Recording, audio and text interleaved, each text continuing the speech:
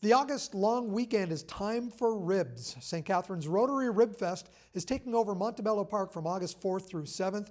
Melissa DeBow, it's a big weekend for the Rotary Club. It is definitely a big weekend for sure. The biggest fundraiser for the club? It is our biggest fundraiser. What is the goal this year?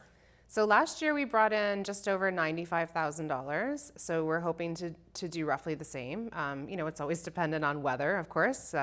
If Mother Nature is kind, then we sell a lot of beer and we make a lot of money, so that's helpful. If we hit anywhere between $85,000 and $100,000, it's a good weekend for us. When did you start already looking at the weather forecast for that weekend? So we don't, because we feel like that's jinxing it. So we just don't at all, ever. Even during the weekend, I try not to look at the weather. Welcome to St. Catharines Rotary Ribfest. We're back, baby. You have 5 ribbers on tap for the event this year. Yes, we do. This year we have Billy Bones, Bone Daddy, Camp 31, Uncle Sam's, and Silver Bullet with us. Is there a prize for the top ribber at the end of the weekend? Bragging rights, yeah. So we do have some VIPs who come down and they get to, do the terrible job of tasting the ribs and deciding who their favorites are, and we hand out some trophies, and it's mostly just bragging rights for the ribbers. They like to be the winner, of course. And entertainment all 4 nights? All 4 full days. So the park is open from noon until 11, Friday, Saturday, and Sunday, and then noon until 8 on Monday. We have live music running the full time.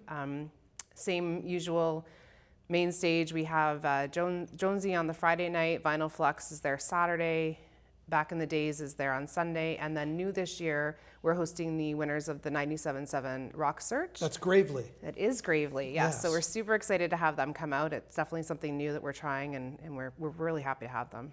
Why did Rotary clubs take on the Rib Fests as such an important fundraiser?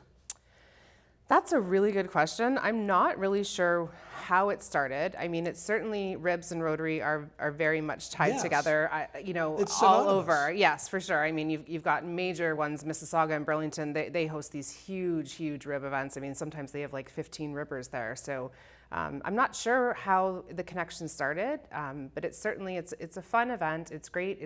It's family friendly, it's all ages, it's free to attend, so it makes it very accessible to anybody who wants to come in.